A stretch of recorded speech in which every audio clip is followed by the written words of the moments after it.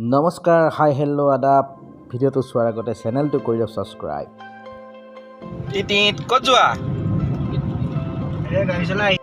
যাত্ৰা আৰম্ভ কৰিছোঁ মৰাণলৈ বুলি। মৰাণত এটা বিশেষ কাৰ্যসূচী, বিশেষ এটা শুভ অনুষ্ঠানত অংশ কৰিবলৈ গৈ আছোঁ আৰু আহি পাইছোঁ প্ৰথমতে চেপন। চেপনত ৰৈ আছে মৰমৰ ভাইটি ঈশান, আৰু ঈশানক পিক আপ কৰিম এতিয়া। হয়তো ঈশান ৰৈ আছে আমাৰ কাৰণে। ঈশানক এতিয়া উঠাম আৰু আমি পুনৰ মৰাণলৈ বুলি আগবাঢ়ি যাম। আৰু তাত কি হয়, কোন কোন আছে, কিয় গৈছোঁ, কাক লগ পাম, কোনে কি কয়, সকলোখিনি ভিডিঅ'টোত দেখা পাব। গৈ থকা হৈছে তামাম ৰ'দ। আজি মোৰ লগত আছে চানিয়া ক'ত গ'ল এইজনী। চানিয়া একচুৱেলি মডেলিঙৰ লগত জড়িত আৰু লাহে লাহে এতিয়া বাকী নাচ গান কৰিব আৰু। চানিয়া আইতাক আছে, মাক আছে, ভনীয়েক আছে। বাই বাই কৈ দিয়া, বাই বাই বাই বাই।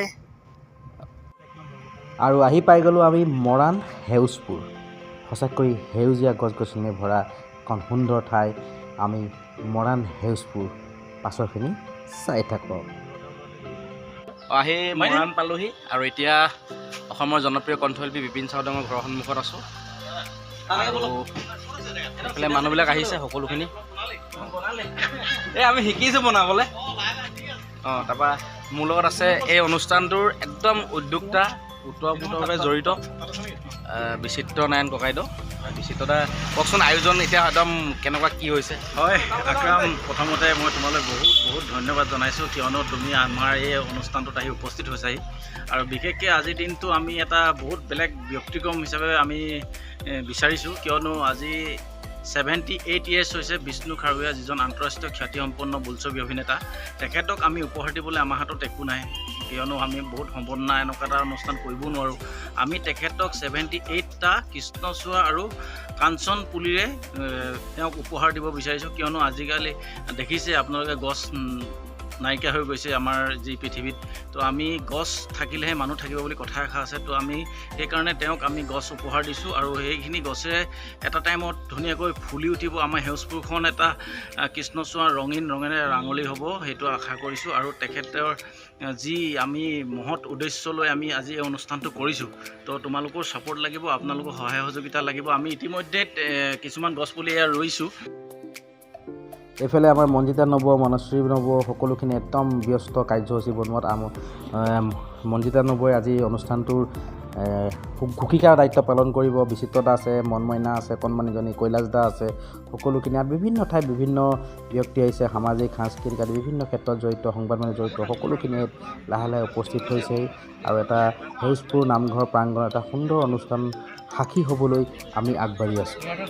কি হ'ব মাধৱকে আজি এনে সঁচা কথা ক'বলৈ গ'লে আমাৰ বৰ্তাভাগৰ জন্মদিনৰ উপলক্ষে সেউজপুৰবাসী ৰাইজ, আমাৰ অনুপ পাটকাই ডাঙৰীয়া, আমাৰ ভাই বন্ধু বহুত আছে গছ পুলি ৰোৱা মানুহ, আৰু আমাৰ কলা কৌশলী সকলো লগ লাগি গছ পুলি ৰুবলৈ গৈছে। আৰু বৰ্তাৰ জন্মদিনটো আমি খুব ধুনীয়াকৈ উদযাপন কৰিব লাগিব। বিষ্ণু বৰ্তাক আনিবলৈ গৈ আছোঁ। আৰু মোৰ লগত আছে খুব মৰমৰ ভাইটি। মোৰ চেনেলত আজিলৈকে নাই লোৱা, আচলতে মই চেনেলটো ইমান নচলাওঁ যে। আপোনালোকে সকলোৱে খুব মৰমেৰে আদৰি লৈছে ফেচবুকত জীৱনৰ ৰং। প্ৰণৱ কি ক'বা কোৱাচোন? মইতো ইউটিউব চলাব নজনা মানুহে চলাইছোঁ। আপুনি এইটো ভুল নকওঁ, আপুনি একদম নতুনকৈ ইউটিউব কৰিছে যদিও ভাল কণ্টেণ্টসমূহ লৈ পিছত আগবাঢ়িছেতো, সেইকাৰণে ভাল লাগিছে বিশেষকৈ। আৰু আমি সকলো আহি পাই গ'লোঁ বিষ্ণু খাৰুৱা দেৱৰ গৃহলৈ তেখেতক নিবলৈ আহিছোঁ। আৰু সকলোৱে তেখেতৰ আশীৰ্বাদ লৈছে। আৰু আমাৰ সৌভাগ্য তেনেকুৱা এজন শিল্পীৰ কাষত আমি থিয় হ'বলৈ পাইছোঁ, সেইটোৱে আমাৰ আটাইতকৈ ডাঙৰ বস্তু।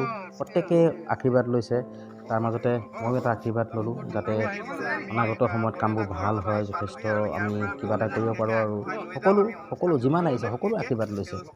একেবাৰে জীৱনৰ ৰঙে নিজৰ ব্লগ বনাই আছে, কিবা কৈ আছে। কৈলাশদাও আহি গ'ল। সকলোখিনি মই কৈছোঁ ন, সকলোখিনি আহিছে। যোন যেনেকৈ পাৰে, যেনেকৈ খবৰ পাইছে, সকলো স্বতঃস্ফূৰ্তভাৱে ওলাই আহিছে।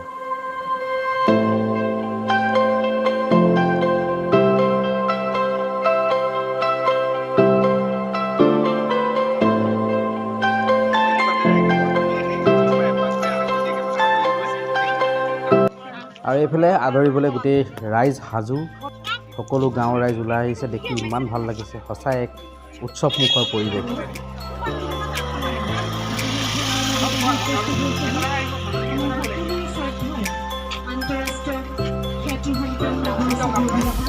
বিষ্ণু খাৰুৱা দেৱ, এয়া আমাৰ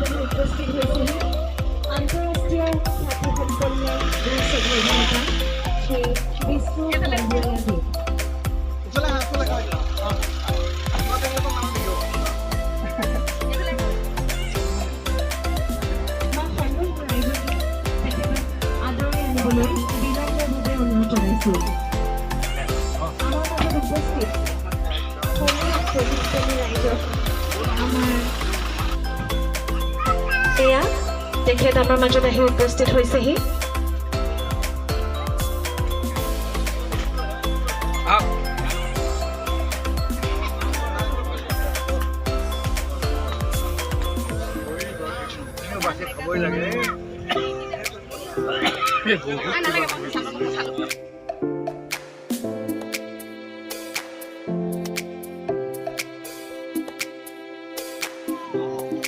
আমাৰ মাজত থকা জ্যেষ্ঠ সাংবাদিক আমাৰ উদ্যোক্তা ৰেণু ৰাষ্ট্ৰীয় বাইদেউ, ধন্যবাদ। ভাষা সংস্কৃতিৰ কাৰণে যিটো অৱদান দি থৈ গৈছে সেই অৱদান আচলতে বেলেগ এজনে যে আহি পূৰাবহি পাৰিব মোৰ সন্দেহ আছে। তেখেতৰ চিনেমা পলাশ ৰোপণ কৰিছে বিভিন্ন গাঁৱত, তাৰে ৭,০০০ আপোনালোকে দিচাংপানী অঞ্চললৈ গ'লে দেখিব কৃষ্ণচূড়া ফুলিবলৈ ধৰিছে। 2019 ডিচেম্বৰৰ 1 তাৰিখৰ পৰা মই পুলিবিলাক ৰোপণ কৰিছোঁ। উপজনীনৰ লগত সংগতি ৰাখি ৭৮টা গছপুলি বৰ্ষ সেই চিৰসেউজ অক্ষয় শিল্পী প্ৰাণ আপোনালৈ অফুৰন্ত শুভকামনা। হ'লেও যেন আমি আপোনাৰ পৰা এনেদৰে আশীৰ্বাদ আৰু উৎসাহ লাভ কৰি যাব পাৰোঁ। বৰ্তালৈ এখনি ফুলাম গামোচাই সম্বৰ্ধনা জনাব বিচাৰিছে।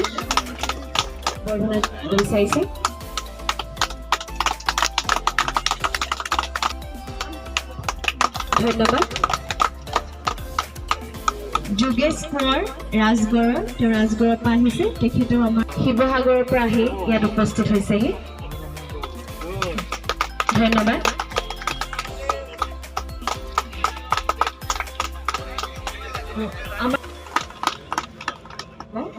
আজি এই পবিত্ৰ দিনটোত আপোনাক জ্ঞাপন কৰিছোঁ আন্তৰিক অভিনন্দন আৰু সেউজ শুভেচ্ছা। ময়ো আমাৰ লাইট কেমেৰা একশ্যন সাংস্কৃতিক গোষ্ঠীৰ তৰফৰ পৰা শ্ৰদ্ধাৰ শিল্পীজনলৈ জন্মদিনৰ শুভেচ্ছা জনালোঁ। কৈলাশ ডাঙৰীয়াও বৰ্তালৈ এখনি ফুলাম গামোচাৰে সম্বৰ্ধনা জ্ঞাপন কৰিব বিচাৰিছে। ধন্যবাদ।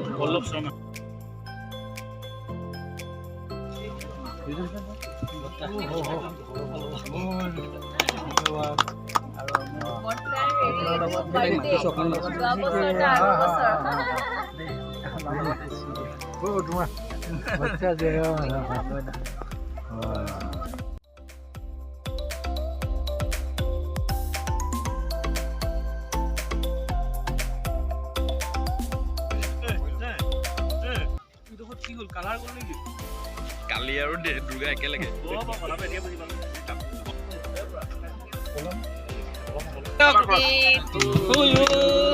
Happy birthday to you. Happy birthday to you. Happy birthday to you. God bless you. God bless you. Happy birthday. Happy birthday to you.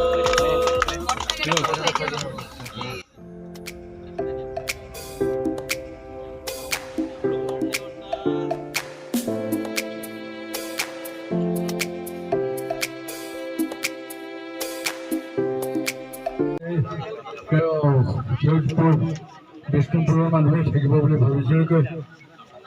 বহুত মানুহ আহিছে। মই অসুখত হৈছিলোঁ যদিও আজি হেৰি হৈছে নাই, মোৰ আৰু 10 বছৰমান থাকিলেহে যদি কাম হয়, কাৰণ মোৰ প্ৰকৃতিৰ প্ৰতি মোৰ ভাল পোৱা নাই। মই এটা গল্প লিখিছিলোঁ, সেইটো সপনে জানে, মই দেউতাৰ আনন্দত তাতে মোৰ প্ৰকৃতিৰ প্ৰতি মৰমটো হেৰি হৈছে। মই বহুত দিনৰ আগতে অলপমান বয়স কমটি থাকোঁতে, তেতিয়া আৰু বয়স কম আছিলে, ডেকা ল'ৰা, সেই সময়ত সেই ল'ৰা ছোৱালীলৈ কিছুমান কথা ওলায়। এই ডাক্তৰ, সেই ইঞ্জিনিয়াৰ, কিন্তু সেই সময়তো ফৰেষ্ট আৰু পুলিচৰ চাকৰিৰ বোলে দাম আছিলে। কেলৈ ফৰেষ্টৰ গছ বন কাটি শেষ কৰি দিয়া, বাঘ ভালুকেতো প্ৰটেষ্ট কৰিবলৈ নাহে। য'ত আছে নৈ নিজৰা বা বলে হিৰ হিৰ হিৰ হিৰ হিৰ হিৰ নদীখনি বৈ যায় জিৰ জিৰ জিৰ জিৰ বিৰিখে বিৰিখে কোমল পাত তাতে কুলিৰ মৌ মিঠা মাত।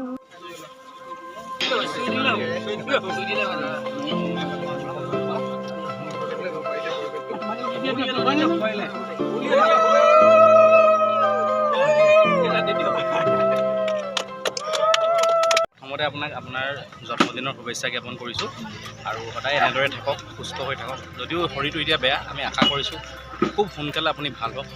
যিহেতু আপোনাৰ পৰা আমাৰ অসমৰ ৰাইজে আৰু বহুতো আশা কৰে, বহুত কাম বিচাৰে। আপোনাৰ এই শুভক্ষণত আপুনি আজি কি ক'ব বিচাৰে? ধন্যবাদ।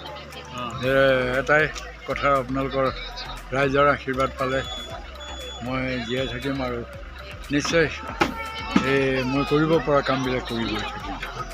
বেছি দীঘলীয়া নকৰি, যাতে বৰ্তাৰ গাটো অকণমান অসুখ হৈ আছে আৰু বিভিন্নজনে ফটো মাৰিছে, কথা পাতিছে। আমি সদায় বৰ্তাক ইয়াতকৈ আৰু যুৱক হিচাপে বিচাৰোঁ আৰু ভাল ভাল কাম, নতুন নতুন কাম। আৰু বৰ্তাহঁতৰ অসমীয়া বোলছবি জগতত বহুতো অৰিহণা আছে, বহুত প্ৰয়োজন আছে। বৰ্তমান যিটো পৰিৱেশ, সেইটো চাই বৰ্তা আমি আকৌ লগ পাম।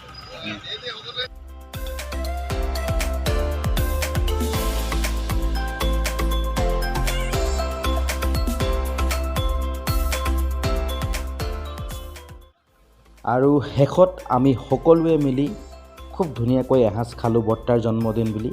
সঁচাই খুব ভাল লাগিল, এটা সুন্দৰ অনুষ্ঠানৰ সাক্ষী হ'লোঁ। চাই থাকিব চেনেলটো, ছাবস্ক্ৰাইব কৰিব। আকৌ লগ পাম।